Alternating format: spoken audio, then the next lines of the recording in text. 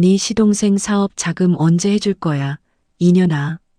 밤새 응급실에서 딸을 안고 버틴 며느리가 현관문을 열자마자 시어머니가 머리채를 움켜쥐고 거실 바닥에 내동댕이 쳤습니다. 6달 된 아기가 엄마 품에서 자지러지게 울었지만 시어머니는 거들떠보지도 않았습니다. 당장 친정에 전화해서 돈 마련해. 안방에서 남편이 나왔습니다. 바닥에 쓰러진 아내와 비명을 지르는 딸을 보고도 아무 말 없이 방문을 닫고 잠금 장치를 돌렸습니다. 딸깍 그 소리가 거실에 울리는 순간 며느리의 눈에서 눈물이 멈췄습니다. 바닥을 짚고 천천히 일어선 며느리가 시어머니를 똑바로 바라보며 입을 열었습니다. 남편을 버리겠습니다. 그리고 어머니, 당신도요. 그날 밤 캐리어 하나를 끌고 집을 나선 이 여자에게 세상은 더 잔인한 시련을 준비하고 있었습니다. 남편이 전 재산을 훔쳐가고 믿었던 사람이 법정에서 칼을 꽂고 딸의 목숨마저 위태로워지는 그날까지. 사연이 시작하기 전 좋아요와 구독을 눌러주시면 감사한 마음을 담아 여러분이 계신 그곳까지 행운과 행복이 전달되도록 기원해 드릴게요. 오늘의 사연 시작합니다.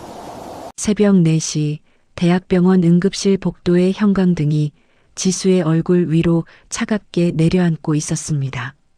지수는 플라스틱 의자에 등을 기댄 채 미나의 이마에 손등을 대보았습니다. 6달밖에 안 된 작은 몸이 밤새 불덩이처럼 달아올랐다가 링거 2병을 맞고서야 겨우 열이 내려간 참이었습니다. 간호사가 수액줄을 정리하며 말했습니다. 어머니, 이제 열은 많이 잡혔어요. 애가 밤새 얼마나 고생했는지 쯧쯧 집에 가셔서 푹 좀 재우세요. 아시겠죠? 그리고 낮에 소화과 외래로 꼭 한 번 더 오셔야 해요. 감사합니다. 선생님 정말 감사합니다. 우리 미나 살려주셔서 정말 고맙습니다. 지수가 고개를 꾸벅 숙이며 간호사의 손을 잡았습니다. 미나의 팔뚝에는 수액 바늘 자국이 동그랗게 남아 있었고 지수는 그 자국을 손가락으로 살며시 어루만지다 입술을 깨물었습니다. 택시 뒷좌석에서 미나를 힙시트에 안은 지수는 고개를 창밖으로 돌렸습니다. 도시의 새벽은 아직 어두웠고 가로등 불빛이 창문 위로 길게 흘러갔습니다. 지수는 성훈에게 새벽에 보낸 문자를 다시 꺼내 보았습니다. 미나 열이 40도까지 올랐어. 응급실이야. 읽은 표시만 떠 있었고 답장은 한 글자도 없었습니다. 아파트 현관 앞에 선 지수는 한 손으로 미나를 꼭 안고 다른 손으로 비밀번호를 눌렀습니다. 손가락 끝에 힘이 들어가지 않아 2번이나 틀린 뒤에야 잠금이 풀렸습니다. 현관문이 열리는 순간 거실 소파에서 누군가 벌떡 일어섰습니다. 영숙이었습니다. 영숙은 손녀를 안고 들어오는 지수를 위아래로 훑어보더니 대뜸 지수의 앞머리를 움켜쥐었습니다. 야 이년아, 너 시방 지금 몇 시냐? 살림하는 년이 밤새 어딜 쏘다니다 이제 기어들어와. 아주 팔자가 늘어졌지, 늘어졌어. 어머니야 어머니, 머리 좀 놔주세요. 우리 미나가 밤새 아파서 응급실에. 지수가 말을 끝내기도 전에 영숙이 지수의 머리채를 옆으로 낚아채며 거실 바닥으로 내동댕이 쳤습니다. 지수는 미나를 깔지 않으려고 몸을 비틀어 등부터 바닥에 부딪혔고 그 충격에 미나가 자지러지게 울음을 터뜨렸습니다. 응급실은 무슨 얼어 죽을 놈의 응급실이야. 핑계댈 걸 대라 이년아. 너 내가 말한 민석이 치킨집 보증금 5천만 원 그거 네 친정에서 언제 해온다냐? 네가 우리 집 며느리로 들어왔으면 시동생 앞길을 터줘야 할 거 아니야. 맨날 요리조리 미꾸라지처럼 빠지기만 하고. 영숙이 바닥에 엎어진 지수의 등을 발로 걷어차며 침을 튀겼습니다. 어머니, 제발 그만 좀 하세요. 애가 이렇게 아프잖아요. 미나 우는 거 안 보이세요? 손녀가 죽다 살아왔는데 돈 타령이 먼저예요? 지수가 울음이 터진 미나를 가슴에 끌어안으며 소리쳤습니다.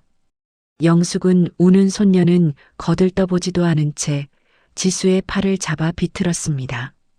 아프면 병원비는 또 누가 내?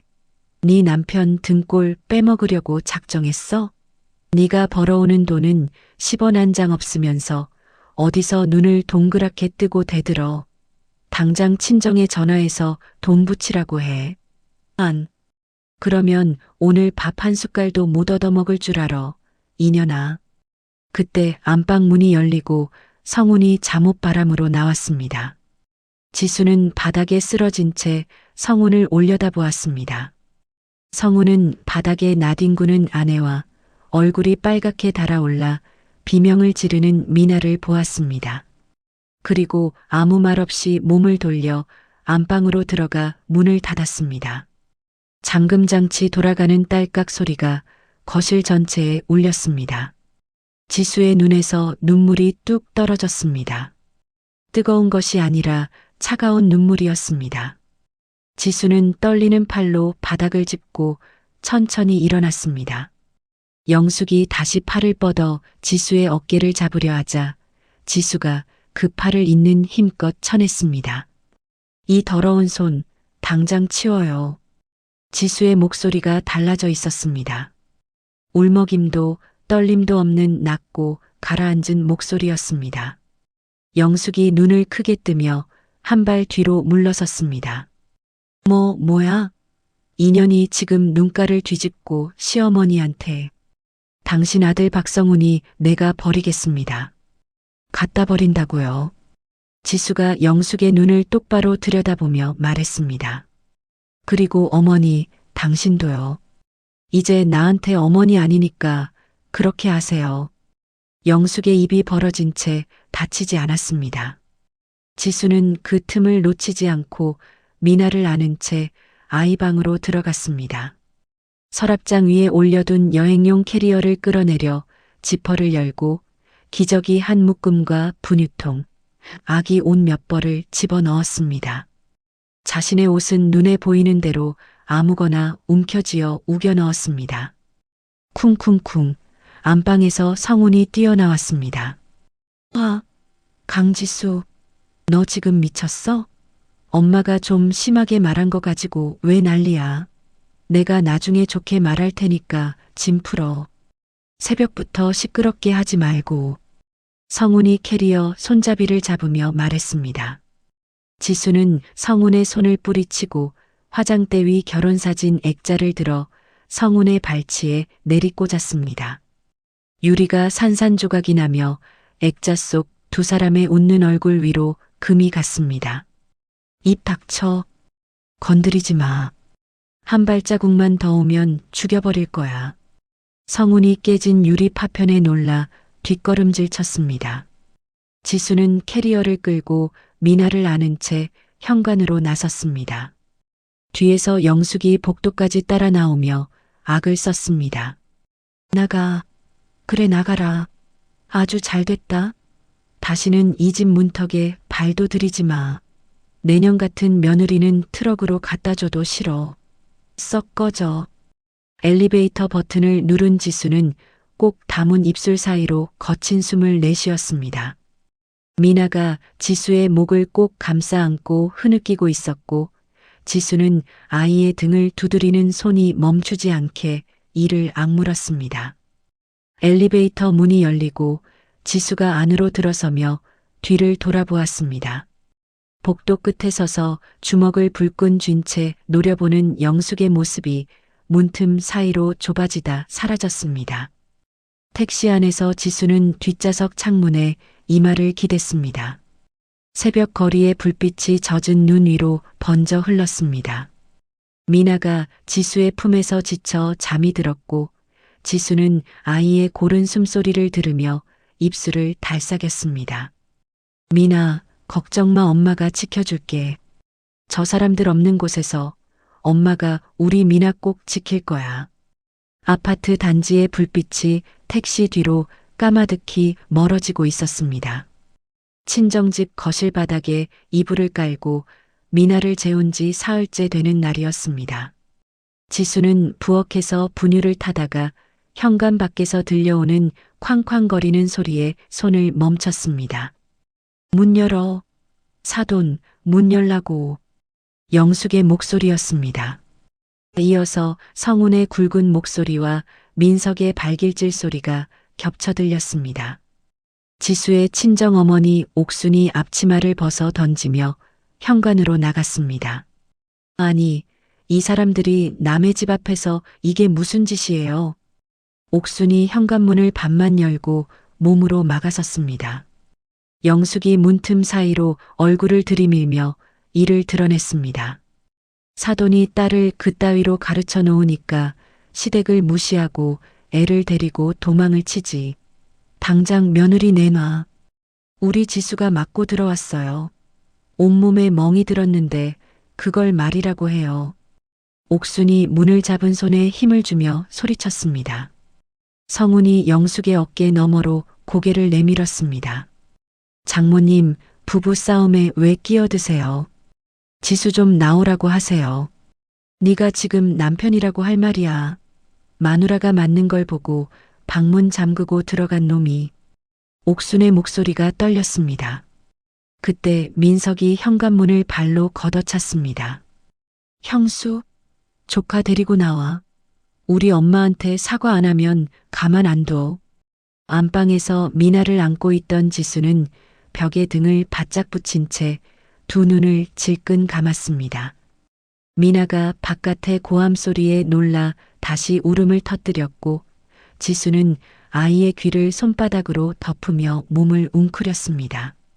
소동을 들은 이웃이 신고했는지 10여 분 뒤 경찰이 도착하여 영숙 일행을 돌려보냈습니다. 옥순이 현관문을 잠그고 돌아와 주저앉으며 가슴을 쓸어내렸습니다. 한참 뒤 미나를 겨우 재운 지수는 변호사 선임 비용을 마련하기 위해 휴대폰을 꺼내 들었습니다.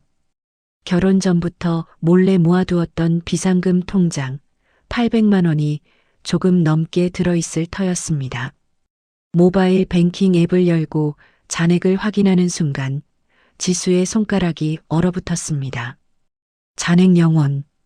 지수가 거래 내역을 누르자 나흘 전 새벽 3시에 전액이 다른 계좌로 빠져나간 기록이 떴습니다. 지수가 응급실에서 미나를 안고 뜬 눈으로 밤을 새던 그 시각이었습니다. 성운이 잠든 지수의 휴대폰 잠금을 풀고 보안카드를 찾아내 돈을 몽땅 빼돌린 것이었습니다. 지수의 손이 부들부들 떨리기 시작했습니다. 지수는 이를 악물고 성운에게 전화를 걸었습니다. 2번 만에 성운이 받았습니다. 내 통장에서 돈 가져간 거 너지. 돈? 아, 그거. 어차피 부부 공동 재산이잖아. 성운이 하품을 씹으며 대답했습니다. 800만 원이 공동 재산이야? 내가 결혼 전부터 모은 돈이야. 돌려받고 싶으면 집으로 와. 들어와서 엄마한테 사과하고 민석이 사업 좀 도와주면 다 해결돼. 뭐라고? 간단하잖아. 안 그러면 그 돈 돌려줄 생각 없어. 지수는 전화기를 쥔 손등에 핏줄이 붉어질 만큼 힘을 주었습니다. 통화를 끄는 지수는 곧바로 거실에 설치해 두었던 팩캠 앱을 열었습니다. 영숙에게 맞던 그날 카메라가 거실을 비추고 있었을 터였습니다. 앱을 실행하자 화면에 비밀번호가 변경되었습니다라는 문구만 떴습니다. 기기 상태는 오프라인. 성운이 지수가 나간 직후 계정을 초기화하고 카메라를 부숴버린 것이었습니다. 지수는 휴대폰을 이불 위에 내려놓고 두 손으로 얼굴을 감쌌습니다. 돈도 증거도 전부 사라졌습니다. 그날 저녁 옥순이 지수에게 휴대폰 화면 하나를 내밀었습니다. 지수야, 이거 봐. 지역 맘카페에 올라온 글이었습니다. 산후 우울증으로 아이를 방치하고 가출한 아내라는 제목 아래 성운이 쓴 것이 분명한 글이 댓글 수백 개와 함께 퍼지고 있었습니다. 지수가 정신적으로 불안정해서 아이를 돌볼 능력이 없다는 내용이었습니다. 이 나쁜 놈이 어디서 이런 거짓말을. 옥순이 입술을 깨물며 고개를 돌렸습니다. 지수는 화면을 내려다보다가 천천히 고개를 들었습니다. 눈가에 맺혀있던 눈물이 마르고 대신 이마에 힘줄이 잡혔습니다. 엄마. 응. 아빠 퇴직금 좀 빌려주세요. 변호사 선임하려고요. 옥순이 지수의 얼굴을 한참 들여다보다가 고개를 끄덕였습니다. 네 아버지한테 내가 말할게. 그날 밤 지수는 편의점에서 산 소형 녹음기를 호주머니에 넣어보며 버튼을 눌러보았습니다. 빨간 불이 들어오는 것을 확인한 지수는 녹음기를 주머니 안에 도로 넣고 턱을 들어 올렸습니다. 잠든 미나의 옆에 누운 지수의 눈이 어둠 속에서 또렷하게 빛나고 있었습니다. 가정법원 조정실 앞 복도는 형광등 아래 싸늘한 공기가 흐르고 있었습니다. 지수는 낡은 나무 벤치에 앉아 무릎 위에 올려놓은 서류 봉투를 두 손으로 꼭 쥐고 있었습니다. 복도 반대편에서 성훈이 걸어오고 있었습니다. 말끔한 감색 정장에 넥타이까지 매고 옆에 선 변호사와 무슨 이야기인지 나지막이 주고받으며 웃고 있었습니다. 성훈은 지수를 발견하고 걸음을 멈추더니 헬쑥해진 지수의 얼굴을 위에서 아래로 훑어보았습니다. 입꼬리가 살짝 올라갔습니다. 지수는 그 시선을 정면으로 받아내며 고개를 돌리지 않았습니다. 그때 복도 끝에서 굽 높은 구두 소리가 또각또각 울렸습니다. 혜진이었습니다. 민석의 사업 파트너로 지수와도 몇 차례 만난 적이 있는 여자였습니다. 혜진은 지수를 발견하자 빠른 걸음으로 다가와 지수의 손을 덥석 잡았습니다. 언니, 얼굴이 왜 이래요? 밥은 먹고 다녀요? 혜진이 미간을 찌푸리며 지수의 손등을 쓸었습니다. 혜진 씨, 왜 여기까지? 민석 씨 사업하면서 시댁 분위기 뻔히 봤잖아요. 언니가 얼마나 고생했는지 저는 알아요. 억울하지 않게 제가 도울게요. 지수는 떨리는 입술로 고맙다는 말을 겨우 꺼냈습니다. 증거도 돈도 빼앗긴 마당에 혜진의 증언이라도 있으면 조금은 달라질 수 있었습니다. 조정실 문이 열리고 양측이 자리에 앉았습니다. 성훈 쪽 변호사가 먼저 입을 열었습니다. 강지수 씨는 산후 우울증으로 인해 영아를 방치한 전력이 있으며 시어머니에게 상습적으로 폭언과 폭력을 행사했습니다. 아이의 안전을 위해 양육권은 부측에 지정되어야 합니다. 지수가 자리에서 벌떡 일어났습니다. 거짓말입니다. 제가 언제 아이를 방치했습니까? 지수의 변호사가 지수의 팔을 잡아 앉히며 나섰습니다. 측에서 증인을 신청합니다.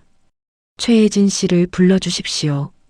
혜진이 증인석에 앉았습니다. 지수는 혜진을 바라보며 작게 고개를 끄덕였습니다. 혜진이 입을 열었습니다. 강지수 씨는 평소에 남편을 무시하는 말버릇이 있었어요. 지수의 눈이 커졌습니다. 시댁 식구들 앞에서도 남편한테 반말에 막말을 하고 명품 가방이랑 옷을 사 모으느라 살림은 뒷전이었어요. 정서적으로 굉장히 불안정한 분이에요. 혜진이 가방에서 서류 뭉치를 꺼내 조정위원에게 건넸습니다. 이건 강지수 씨가 저한테 보낸 카카오톡이고 이건 통화 녹음이에요. 남편 흉보고 시어머니 죽었으면 좋겠다고 말한 내용이 다 담겨 있어요. 지수는 의자 팔걸이를 움켜쥔 채 입을 벌렸지만 소리가 나오지 않았습니다. 한 번도 한 적 없는 말이었습니다. 조정위원들이 서류를 넘기며 지수를 바라보는 눈빛이 차갑게 가라앉았습니다. 강지수 씨, 이 내용에 대해 해명하시겠습니까? 저런 말을 한 적 없습니다. 그건 조작된 겁니다. 지수의 목소리가 갈라졌습니다. 혜진이 고개를 살짝 숙이며 눈시울을 붉혔습니다. 언니한테 이런 말하기 정말 힘들었어요. 그런데 아이를 생각하면 사실대로 말해야 한다고 생각했어요. 조정위원장이 안경을 고쳤으며 입을 열었습니다. 양측 주장이 크게 대립하고 있어 조정으로는 합의가 어려워 보입니다. 본안 소송으로 넘기겠습니다. 조정실을 나온 지수는 복도 벽에 어깨를 기대고 눈을 감았습니다. 변호사가 뒤따라 나와 지수의 어깨를 가볍게 두드렸습니다. 증거 확보가 관건입니다. 녹취록 원본과 카톡 원본의 진위를 가려야 해요. 포기하지 마세요. 변호사가 먼저 돌아가고 지수는 법원 현관을 나서며 택시를 잡으려 손을 들었습니다. 그 순간 길 건너편 골목에 낯익은 검은색 차가 눈에 들어왔습니다. 성운의 차였습니다. 지수는 손을 내리고 발걸음을 멈췄습니다. 차 안에서 성운과 혜진이 나란히 앉아 있었습니다. 성운이 손바닥을 펼쳐들자 혜진이 웃으며 손바닥을 마주쳤습니다. 두 사람이 고개를 뒤로 젖히며 낄낄거리는 모습이 앞유리 너머로 선명하게 보였습니다. 지수의 다리에서 힘이 빠져나갔습니다. 법원 앞 벤치까지 비틀거리며 걸어간 지수는 그대로 주저앉았습니다. 사업 파트너가 아니라 내연녀였던 것입니다. 도와주겠다는 말도 안타까운 표정도 전부 짜여진 연극이었습니다. 지수는 무릎 위에 이마를 묻고 소리 없이 어깨를 들썩였습니다. 지나가던 사람들이 힐끗 쳐다보았지만 지수는 고개를 들 수 없었습니다. 양육권을 뺏길 수도 있다는 공포가 가슴 한가운데를 짓눌렀고 지수의 두 손이 벤치 모서리를 하얗게 질릴 만큼 움켜쥐고 있었습니다. 해가 기울어진 오후 지수는 미나를 유모차에 태우고 도심 외곽의 낡은 공원에 앉아 있었습니다. 페인트가 벗겨진 벤치 위에서 지수는 두 손을 무릎 위에 올려놓은 채 분수대 너머 허공을 바라보고 있었습니다. 벤치 앞으로 긴 그림자 하나가 드리워졌습니다. 지수? 지수가 고개를 들었습니다. 남자가 서 있었습니다. 대학 시절 디자인 동아리에서 매주 얼굴을 마주치던 사람, 현우였습니다. 현우는 운동복 차림에 이어폰 줄을 손에 감고 서서 지수를 내려다보고 있었습니다. 놀란 얼굴이었습니다. 현우 선배, 맞다 나야. 근데 너 얼굴이 왜 이래? 현우가 벤치 옆에 걸터 앉으며 지수의 얼굴을 살폈습니다. 광대뼈가 도드라질 만큼 볼살이 빠져 있었고 눈 밑에 거무스름한 그늘이 내려앉아 있었습니다. 오래간만이네요. 선배는 여기 웬일이에요? 회사가 저쪽 건물이야. 점심 먹고 산책하다가. 야, 근데 진짜 괜찮아? 안 괜찮아 보이는데. 지수는 입술을 달싹이다가 고개를 숙였습니다. 유모차 안에서 미나가 발을 동동 구르며 옹알이를 했습니다. 현우가 유모차를 들여다보며 눈을 둥글게 떴습니다. 아기가 있었어? 네. 미나예요. 6달 됐어요. 현우는 미나에게 손가락을 내밀어 보이다가 다시 지수를 돌아보았습니다. 지수의 눈가에 물기가 번지고 있었습니다. 현우는 아무 말 없이 기다렸습니다. 지수가 입을 열었습니다. 시어머니에게 맞은 일, 남편이 돈을 훔쳐간 일, 법정에서 혜진에게 뒤통수를 맞은 일까지 지수는 끊기고 이어지는 목소리로 하나씩 꺼내놓았습니다. 현우의 턱에 힘이 들어갔습니다. 그 인간이 증거까지 없앴다고? 팩캠 계정을 초기화하고 기계도 부쉈대요. 법정에서 쓸 수 있는 게 아무것도 없어요. 현우가 벤치 등받이를 손바닥으로 탁 내리쳤습니다. 지수야, 내 회사에 법률 자문하는 변호사가 있어. 그 사람 연결해 줄게. 그리고 디지털 포렌식 전문가도 한 명 아는데 삭제된 데이터 복구하는 쪽이야. 선배, 나한테 그런 걸 부탁할 처지가. 부탁이 아니라 내가 하겠다는 거야. 현우가 지수의 말을 끊었습니다. 지수가 현우를 올려다보았습니다. 현우는 한 발짝도 물러서지 않는 눈빛으로 지수를 마주보고 있었습니다. 그리고 하나 더. 우리 회사에서 새 브랜드 론칭하는데 디자이너가 필요해. 내가 학교 다닐 때 만든 포트폴리오 아직도 기억나? 같이 해볼 생각 없어?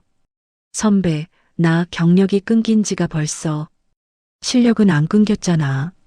지수는 입술을 깨물었습니다. 미나 때문이었습니다. 어린아이를 두고 출근할 수 있는 형편이 아니었습니다. 그날 저녁 지수가 친정집 부엌에서 현우의 제안을 꺼내자 옥순이 행주를 내려놓으며 지수를 똑바로 바라보았습니다. 나가. 엄마, 회사 나가라고. 미나는 내가 본다. 내 등골이 빠지는 한이 있어도 내가 키워줄 테니까 너는 나가서 벌어. 그리고 그놈들 코를 납작하게 만들어. 옥순의 눈에 물기가 고였지만 목소리는 단단했습니다. 지수는 엄마의 손을 잡고 고개를 숙였습니다. 며칠 뒤 현우가 연결해준 포렌식 전문가가 노트북 화면을 지수에게 보여주었습니다. 팩캠 기기는 파손됐지만 클라우드 서버에 백업된 로그가 남아 있어요. 시간은 좀 걸리겠지만 영상 데이터를 복구할 수 있을 가능성이 있습니다. 지수의 눈이 커졌습니다. 정말요? 100% 장담은 못하지만 해볼 가치는 충분합니다. 지수는 두 주먹을 꽉 쥐었습니다. 현우의 회사에 첫 출근한 날, 지수는 사무실 입구에서 잠시 발을 멈추었습니다. 탁 트인 창문 너머로 햇살이 쏟아지는 사무실이었습니다.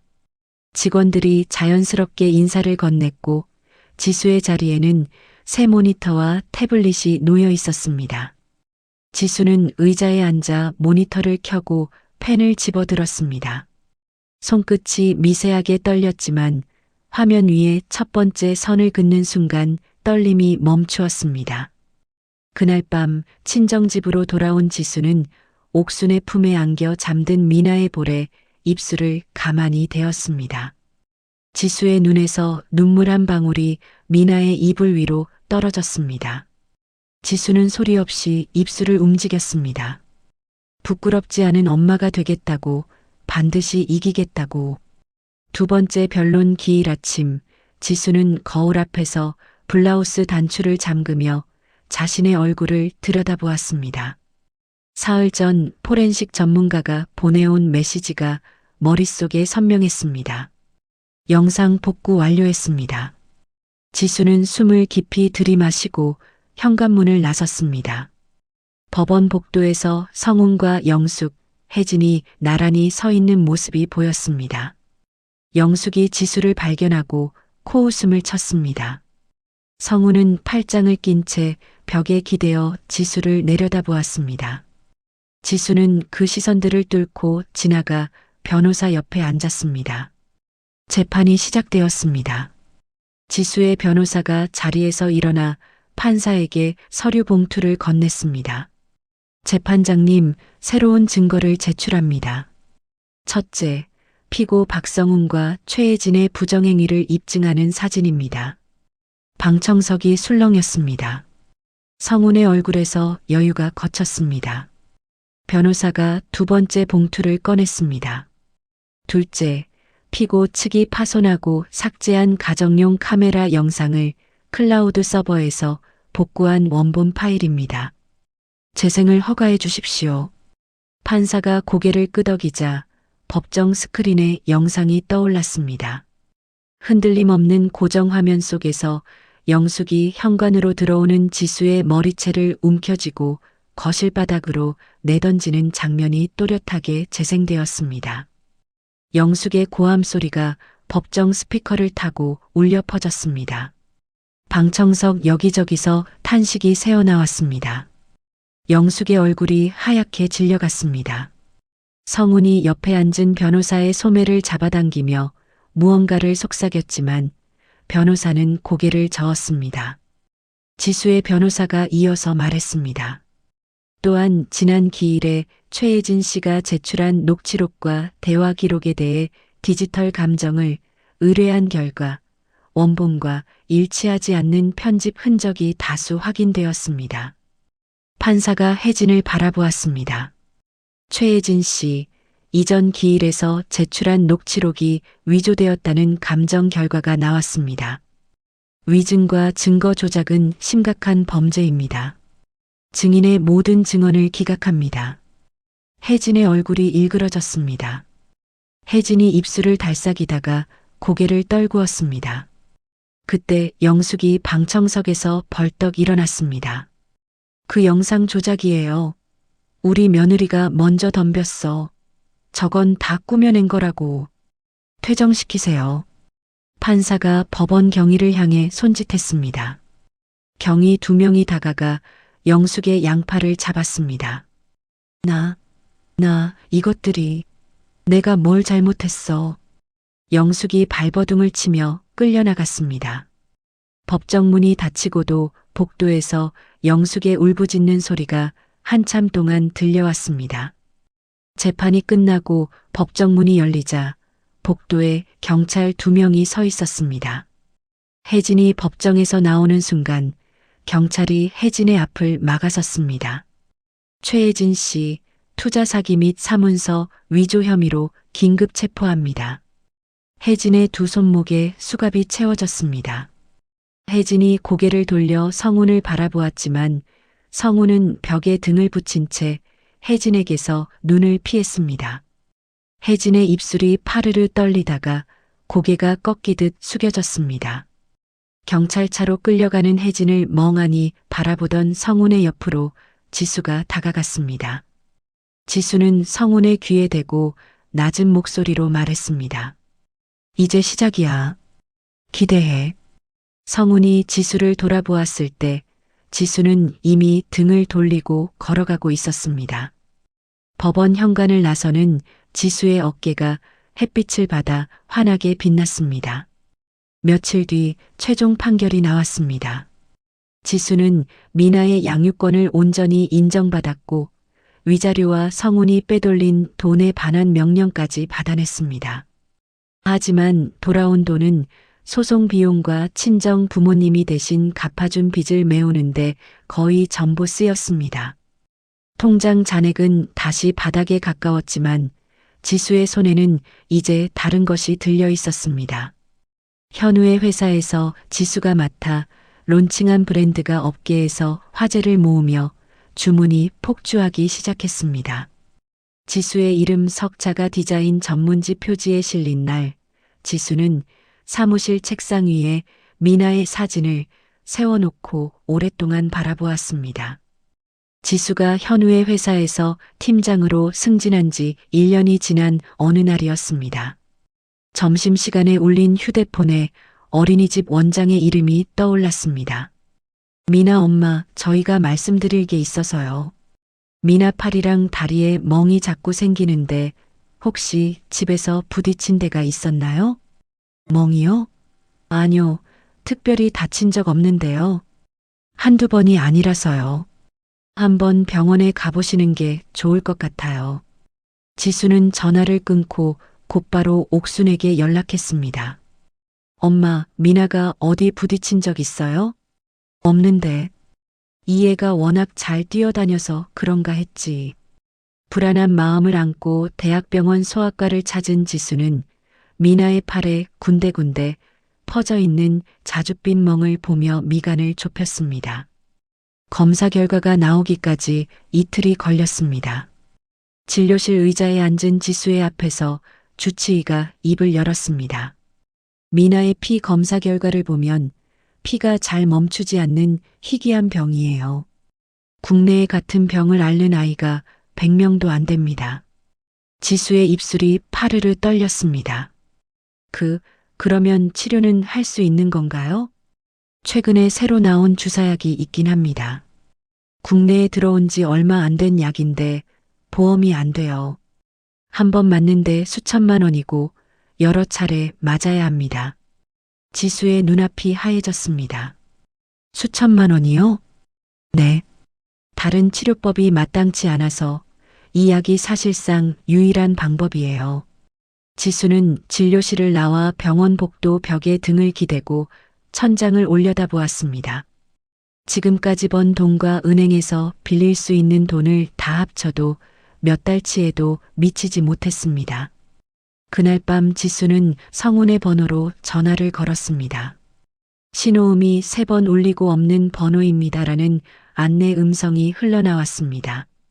다른 번호로 다시 걸어도 또 다시 걸어도 같은 안내 음성뿐이었습니다. 다음 날 지수는 경찰서를 찾아갔습니다. 형사가 컴퓨터 화면을 돌려 보여주었습니다. 박성훈 씨는 현재 지명수배 상태입니다. 투자 사기 조직이 무너지면서 조직 돈을 가지고 도망쳤어요. 대포폰을 쓰고 있어서 위치 추적이 안 되고 있습니다. 지수는 경찰서를 나서며 입술을 질끈 깨물었습니다. 도움을 요청할 곳이 하나씩 사라지고 있었습니다. 일주일 뒤 미나의 상태가 급격히 나빠졌습니다. 코피가 멈추지 않아 구급차에 실려간 미나는 중환자실로 옮겨졌습니다. 유리창 너머로 온몸에 관을 꽂은 채 누워있는 미나를 바라보는 지수의 다리가 후들거렸습니다. 강지수 씨, 원무과 직원이 지수에게 다가왔습니다. 입원비가 많이 밀려 있어서요. 납부가 안 되시면 치료 지속이 어려울 수 있습니다. 조금만 시간을 주세요. 부탁드립니다. 지수가 허리를 깊이 숙여 고개를 조아렸습니다. 원무과 직원이 난처한 표정으로 돌아간 뒤 지수는 마지막 지푸라기라도 잡아보려 영숙과 민석을 찾아 나섰습니다. 시댁이 있던 빌라에 도착했지만 현관에는 잠금 장치가 걸려 있었고 옆집 주민이 고개를 내밀며 말했습니다. 그 집 사람들 1달 전에 밤중에 짐 싸서 나갔어요. 빚쟁이들이 매일 찾아오니까 못 버틴 거지. 지수는 텅 빈 복도에 서서 한참을 움직이지 못했습니다. 병원으로 돌아온 지수는 중환자실 앞 복도 구석에 쪼그려 앉았습니다. 두 손으로 입을 틀어막고 소리가 새어나오지 않게 온몸에 힘을 주었습니다. 어깨가 크게 들썩일 때마다 복도의 형광등 불빛이 흐릿하게 번졌습니다. 약이 있는데, 고칠 수 있는 약이 있는데 돈이 없었습니다. 지수는 자신의 팔뚝을 손톱이 파고들 만큼 움켜쥐며 이마를 무릎에 묻었습니다. 지수는 밤새 중환자실 앞 의자에서 뜬 눈으로 버텼습니다. 새벽녘 복도에 아무도 없을 때 지수는 휴대폰을 꺼내 들었습니다. 손가락이 떨려 화면을 여러 번 잘못 눌렀지만 지수는 카메라를 켜고 렌즈를 자신의 얼굴 앞에 맞추었습니다. 화면 속 지수의 눈이 충혈되어 있었고 입술이 하얗게 말라 있었습니다. 지수는 녹화 버튼을 누르고 입을 열었습니다. 저는 강지수입니다. 제 딸 미나가 지금 중환자실에 있어요. 목소리가 갈라졌습니다. 지수는 침을 삼키고 다시 말을 이었습니다. 희귀한 피병이에요. 약이 있어요. 그런데 보험이 안 되는 약이라 한 번에 수천만 원이 들어요. 저 혼자 감당할 수가 없습니다. 지수의 눈에서 눈물이 흘러내렸습니다. 아이 아빠는 사기를 치고 도망갔어요. 시어머니한테 맞고 돈을 빼앗기고 법정에서 거짓 증인한테 배신당하고 그래도 버텼어요. 그런데 이건 제 힘으로 안 됩니다. 부탁드립니다. 제 아이를 살려주세요. 지수는 영상을 잘라 자신의 채널과 사회관계망에 올렸습니다. 휴대폰을 무릎 위에 내려놓고 눈을 감았습니다.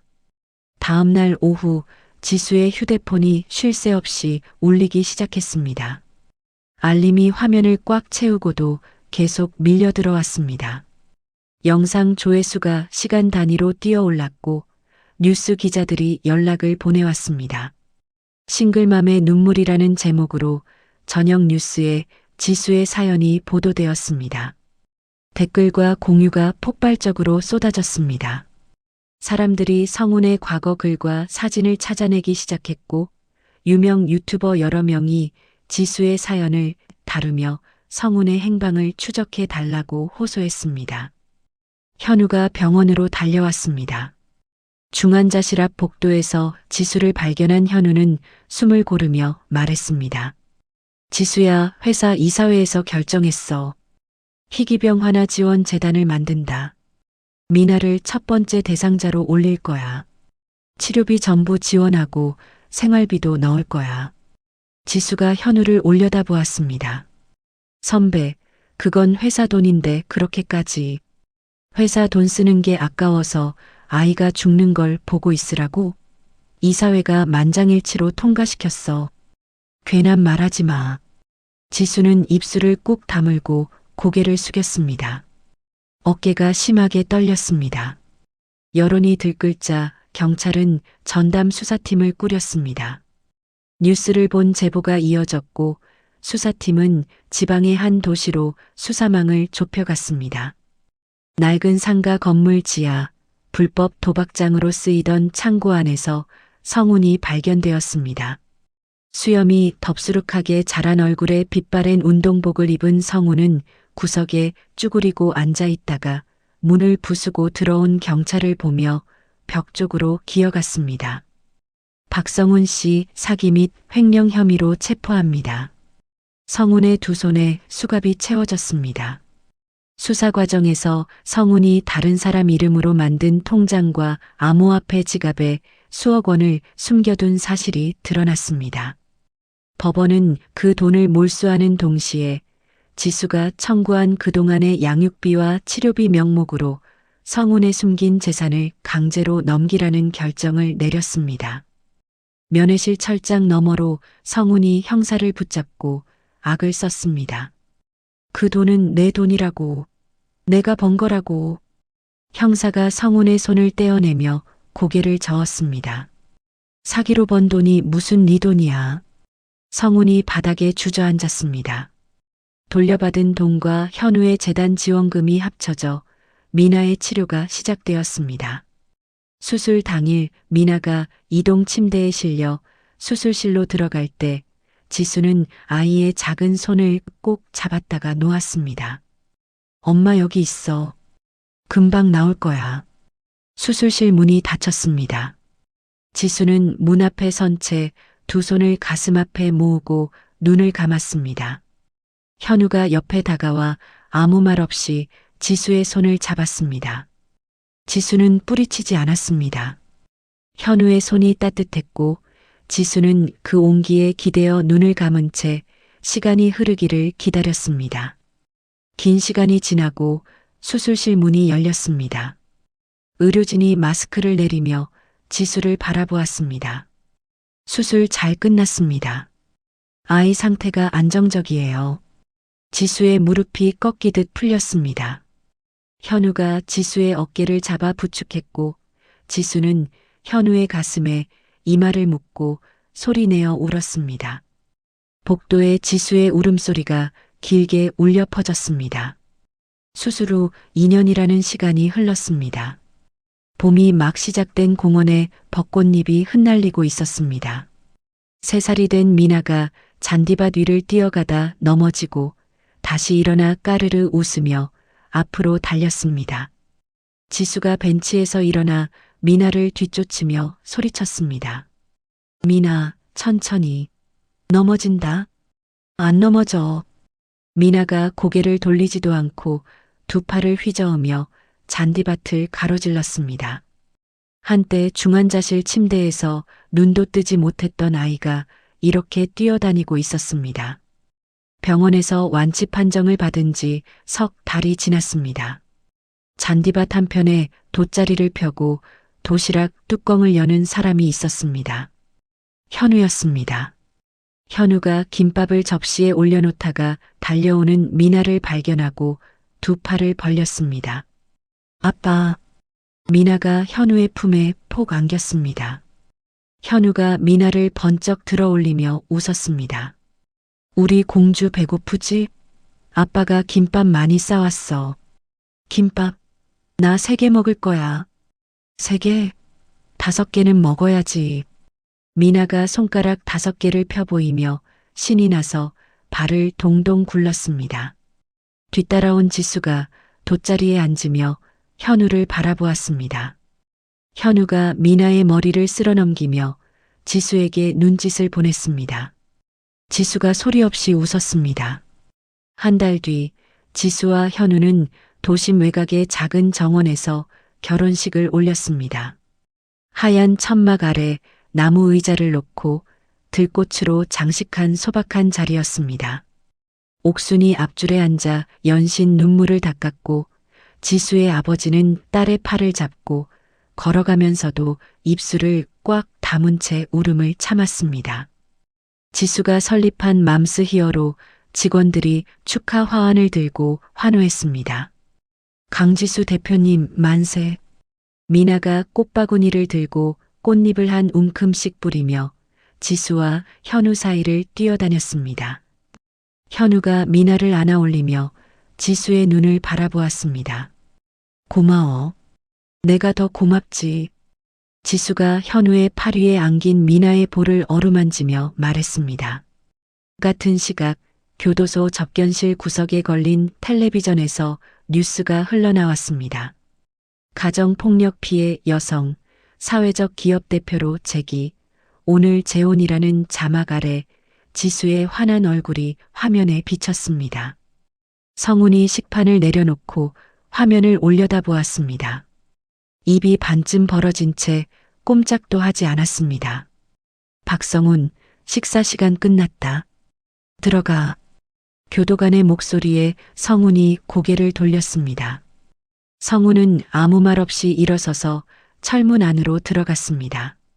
철문이 닫히는 소리가 건조하게 울렸습니다. 쪽방촌 한켠 곰팡이가 핀 벽 아래 좁은 방에서 영숙이 싸구려 이불을 끌어안고 기침을 했습니다. 민석이 라면 봉지를 뜯으며 어머니를 돌아보았습니다. 영숙의 눈이 텔레비전도 없는 벽을 향해 멍하니 열려 있었습니다. 지수는 새집 거실에 서서 벽을 바라보았습니다. 결혼사진 액자가 걸려있던 자리였습니다. 오래전 성훈의 발치에 내던져 산산조각이 났던 그 자리에 지수는 새 액자를 걸었습니다. 현우와 미나 그리고 지수가 나란히 웃고 있는 사진이었습니다. 지수는 액자를 반듯하게 맞추고 한 발 물러서서 한참 동안 들여다보았습니다. 밤이 깊었습니다. 미나가 방에서 이불을 턱까지 끌어올리고 잠들어 있었습니다. 지수는 미나의 방문을 살며시 닫고 거실로 나왔습니다. 현우가 와인잔 2개를 식탁 위에 올려놓고 지수를 기다리고 있었습니다. 미나 잤어? 응. 오늘 뛰어다니느라 금방 잠들었어. 지수가 현우의 맞은편에 앉으며 잔을 들었습니다. 2잔이 가볍게 부딪히는 소리가 조용한 거실에 울렸습니다. 현우가 와인을 한 모금 머금으며 지수를 바라보았고 지수는 현우를 마주보며 고개를 살짝 기울였습니다. 말은 필요 없었습니다. 잠시 뒤 지수는 소파에 앉아 노트북을 열었습니다. 자신이 운영하는 채널의 편집 화면이 떠올랐습니다. 지수는 미리 녹화해둔 영상의 제목을 입력했습니다. 가족을 버리고 진짜 행복을 찾았습니다. 업로드 버튼을 누르자 화면 하단의 진행 막대가 천천히 차올랐습니다. 영상 속에서 지수가 카메라를 바라보며 말했습니다. 저는 남편을 버렸고 시어머니를 버렸습니다. 그 선택이 두렵지 않았냐고 묻는 분들이 많아요. 두려웠죠. 너무 두려워서 잠을 못 잘 만큼. 그래도 버린 게 아니라 지킨 거였어요. 저와 미나의 삶을 지킨 거였어요. 지수가 웃었습니다. 눈가에 잔주름이 잡혔지만 2년 전 법원 벤치에서 울던 얼굴과는 전혀 다른 얼굴이었습니다. 혹시 지금 혼자서 버티고 계신 분이 있다면 이 말씀 꼭 드리고 싶어요. 당신은 혼자가 아닙니다. 영상이 끝나고 댓글창에 글자들이 하나둘 올라오기 시작했습니다. 응원과 감사의 말들이 화면을 채워나갔습니다. 거실 불을 끈 지수의 집에서 노트북 화면의 푸른 빛이 새 가족 사진 위로 은은하게 번지고 있었습니다. 지수는 시어머니에게 머리채를 잡혀 바닥에 내동댕이 쳐지던 그 새벽 모든 것을 잃었습니다. 돈도 증거도 믿었던 사람도 전부요. 그런데 지수가 끝까지 놓지 않은 것이 하나 있었습니다. 품에 안긴 딸이었습니다. 세상이 등을 돌려도 아이 앞에서 무너질 수 없었고 법정에서 배신을 당해도 주저앉을 수 없었습니다. 아이가 숨을 쉬고 있는 한 지수도 숨을 쉬어야 했으니까요. 누군가는 이렇게 말할지도 모릅니다. 운이 좋았던 거 아니냐고. 좋은 사람을 만나서 도움을 받은 거 아니냐고. 맞습니다. 현우를 만난 것은 운이었을 수 있습니다. 하지만 그 운을 붙잡을 수 있었던 건 지수가 포기하지 않았기 때문입니다.